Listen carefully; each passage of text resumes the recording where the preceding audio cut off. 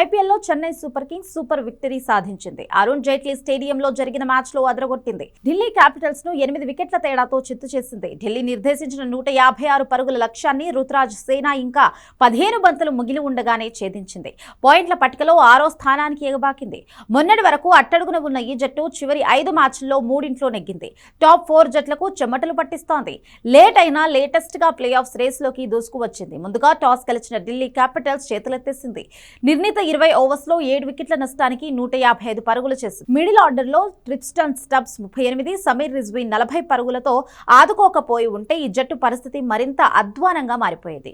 156 పరుగుల స్వల్ప లక్ష్యంతో బరిలోకి దిగిన చెన్నైకి ప్రారంభంలోనే షాక్ తగిలింది.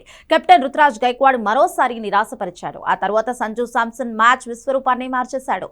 ఢిల్లీ బౌలర్స్ పై విరుచుకుపడ్డాడు. 52 బంతుల్లో 7 ఫోర్లు, 6 భారీ సిక్సర్లతో 82 పరుగులు చేసి అజేయంగా నిలిచాడు. 52 బంతుల్లో 7 ఫోర్లు, 6 భారీ సిక్సర్లతో 87 పరుగులు చేసి అజేయంగా నిలిచాడు.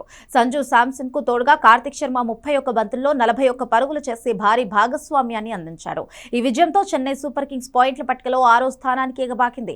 ఇప్పటి వరకు ఆడిన 10 మ్యాచ్ల్లో 5 విజయాలతో 10 పాయింట్లు సాధించింది.